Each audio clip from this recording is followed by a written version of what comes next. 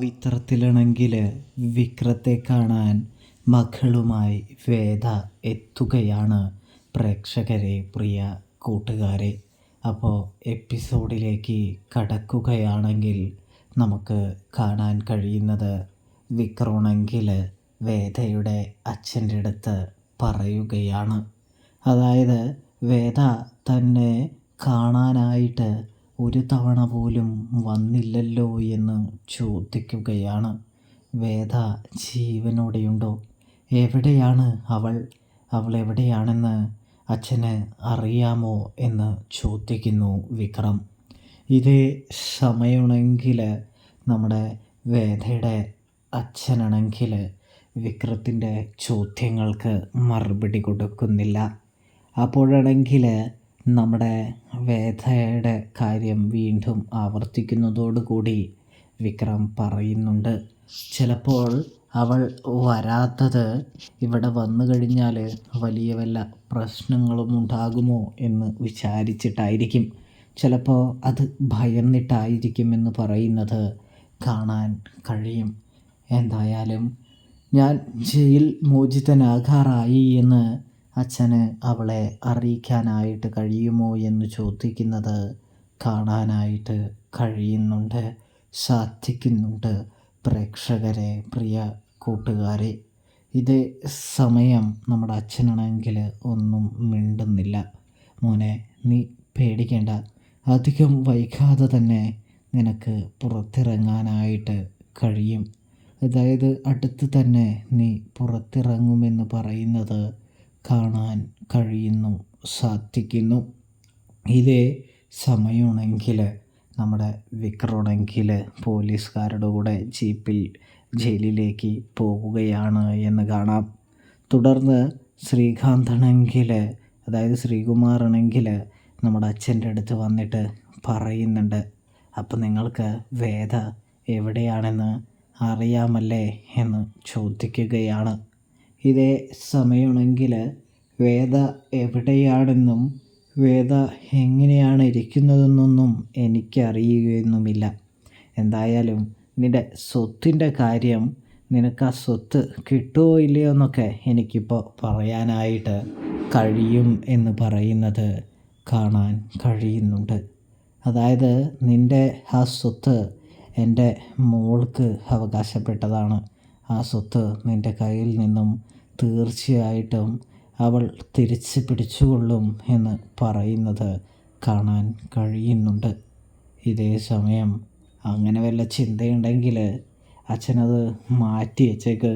അവളെ ഞാൻ ഇല്ലാതാക്കും എന്ന് പറയുമ്പോൾ, എടാ, നിനക്കവളെ ഒന്നും ചെയ്യാനായിട്ട് കഴിയില്ല. നീ വിചാരിക്കുന്ന ഒരു റേഞ്ചിലല്ല അവൾ എന്ന് പറയുന്നു.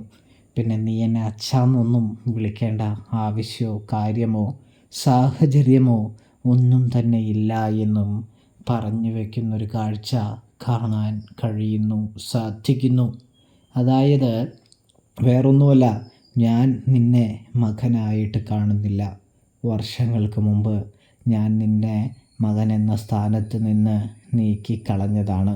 നീ എന്നെ അച്ഛനായി കാണണമെന്നും എനിക്ക് യാതൊരു താല്പര്യവുമില്ല, ആഗ്രഹവുമില്ല എന്ന് പറയുന്നത് കാണാൻ കഴിയുന്നു, സാധിക്കുന്നു. ഇതേ സമയം എങ്കിൽ ശരി എന്ന് പറയുന്നു. നീ ഒന്നുകൂടി കേട്ടോ, നിനക്ക് ആ സ്വത്ത് കിട്ടാനായിട്ട് പോകുന്നൊന്നുമില്ല. എൻ്റെ ഏറ്റവും വലിയ ആഗ്രഹം എന്ന് പറയുന്നത് വിക്രവും വേദയും അവരുടെ കുഞ്ഞുമൊത്ത് ഒന്നിച്ച് സന്തോഷമായി ജീവിക്കണമെന്നാണ്. എന്തായാലും അധികം വൈകാതെ തന്നെ അത് സംഭവിക്കുക തന്നെ ചെയ്യും. നിന്നെക്കൊണ്ട് ഒന്നും ചെയ്യാനായിട്ട് കഴിയില്ല എന്ന് പറയുന്നത് കാണാൻ കഴിയുന്നു, സാധിക്കുന്നു. ഇത് ഞാൻ പറയുന്ന വാക്കാണെന്ന് പറയുമ്പോൾ കാണാം. എന്തായാലും അവരെ ഞാൻ നശിപ്പിച്ചേ അടങ്ങുകയുള്ളൂ എന്ന് ശ്രീകാന്ത് ഉറക്കെ പ്രഖ്യാപിക്കുകയാണ് കേട്ടോ. നീ എത്ര ഉറക്കെ അലറിയാലും ഒരു കാര്യമില്ല. നിൻ്റെ കയ്യിലിരിക്കുന്ന, നിനക്ക് ആഗ്രഹം ഉള്ള ആ സ്വത്തുക്കളൊക്കെ എൻ്റെ മകൾ നിയമപ്രകാരം നേടിയെടുത്തുകൊള്ളും. നീ ഒരുങ്ങി നിന്നോ എന്ന് പറയുന്നു. കൂടാതെ തന്നെ എൻ്റെ കൊച്ചുമകൾക്ക് എനിക്ക് പറഞ്ഞു കൊടുക്കാൻ ഒരു കഥയുണ്ട്. ആ കഥ ഉണ്ടാകണം. അത് ഇതായിരിക്കണം. അച്ഛൻ്റെയും അമ്മയുടെയും സ്വത്തുക്കൾ തട്ടിയെടുക്കാനായിട്ട് അവരുടെ ഇടയിലേക്ക് കയറിച്ചെന്ന് ഒരുപാട് ദുരന്തങ്ങൾ ഉണ്ടാക്കാൻ ശ്രമിച്ച ഒരു അമ്മാവൻ്റെ കഥ. ആ അമ്മാവനൊടുവിൽ ജയിലിലാണ് എന്നുള്ള കഥയും എനിക്ക് അവരോട് പറയണമെന്ന് പറയുന്നു. അതിനുശേഷവും ആ കുഞ്ഞ് നിന്നെ കാണണമെന്ന് പറഞ്ഞാൽ വിക്രം എന്ന നല്ല മനുഷ്യനെ, നല്ല വ്യക്തിയെ നിങ്ങളെല്ലാവരും കൂടി ജയിലിലടച്ചില്ലേ, ആ ജയിലിലേക്ക് നിന്നെ കാണാനായിട്ട് ഞങ്ങൾ വരുമെന്ന് പറയുന്നത് കാണാൻ കഴിയുന്നുണ്ട്, സാധിക്കുന്നുണ്ട്. അങ്ങനെ നമ്മുടെ ശ്രീകുമാറിൻ്റെ അച്ഛൻ, വേദയുടെ അച്ഛൻ അവിടെ നിന്ന് പോവുകയാണ്.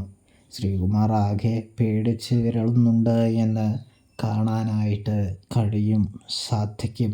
ശ്രീകുമാറിൻ്റെ മുട്ടൊക്കെ പതിയെ വിറച്ചു തുടങ്ങിയെന്നും കാണാൻ കഴിയുന്നുണ്ട്, സാധിക്കുന്നുണ്ട്. നല്ല രീതിയിൽ ശ്രീകുമാർ നമ്മുടെ വേദയെയും വിക്രത്തെയും കൂടാതെ തന്നെ അച്ഛനെയും എല്ലാവരെയും ഭയക്കുന്നുണ്ട് എന്ന് കാണാനായിട്ട് സാധിക്കുന്നു. ഇതേ സമയം തന്നെ വേദയാണെങ്കിൽ അവിടെ വളരെയധികം വലിയ പ്രശ്നങ്ങളിലൂടെയും പ്രതിസന്ധിയിലൂടെയുമാണ് കടന്നു പോകുന്നത് എന്ന് കാണാനായിട്ട് സാധിക്കുന്നു. ഒടുവിൽ നമ്മുടെ വേദ തൻ്റെ കുഞ്ഞിനെയും കൂട്ടി വിക്രമിൻ്റെ അടുത്തേക്ക് വരികയാണ് എന്ന് കാണാൻ സാധിക്കുന്നുണ്ട്. അതായത് വിക്രത്തെ കാണണം, വിക്രത്തോട് സംസാരിക്കണം, തൻ്റെ കൂടെയുള്ളത് ആരാണെന്ന് വിക്രത്തെ അറിയിക്കണം എന്നുള്ള ചിന്താഗതിയും കാര്യങ്ങളൊക്കെ വേദയ്ക്ക് ഉള്ളത് കൊണ്ട് തന്നെ വേദ തൻ്റെ കുഞ്ഞുമായിട്ട് വിക്രത്തിൻ്റെ അടുത്തേക്ക് എത്തുകയാണ്. പ്രേക്ഷകരെ, വേദ വന്നു കഴിയുമ്പോൾ ശ്രീകുമാർ അറിയുന്നുണ്ടെന്ന് കാണാം.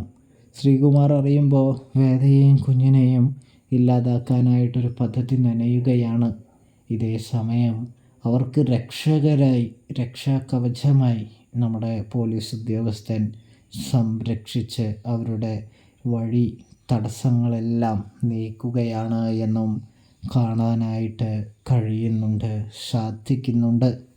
ഇതേ സമയമാണെങ്കിൽ നമ്മുടെ വിക്രവും വേദയും കുഞ്ഞും പരസ്പരം കണ്ടുമുട്ടുകയാണ് എന്നും കാണാനായിട്ട് സാധിക്കും. ഏതാണ്ട് ഒരു ചന്ദ്രകാന്തം ടൈപ്പിലേക്ക് സീരിയൽ മാറുകയാണ് എന്ന് കാണാൻ കഴിയുന്നുണ്ട്. ചന്ദ്രകാന്തത്തിലും ഏതാണ്ട് ഇങ്ങനെ തന്നെയായിരുന്നല്ലോ. അപ്പോൾ അത്രയൊക്കെയുള്ളൂ. റിവ്യൂ ഇഷ്ടപ്പെട്ടാൽ ചാനൽ മറക്കാതെ ഒന്ന് സബ്സ്ക്രൈബ് ചെയ്യണേ കൂട്ടുകാരെ.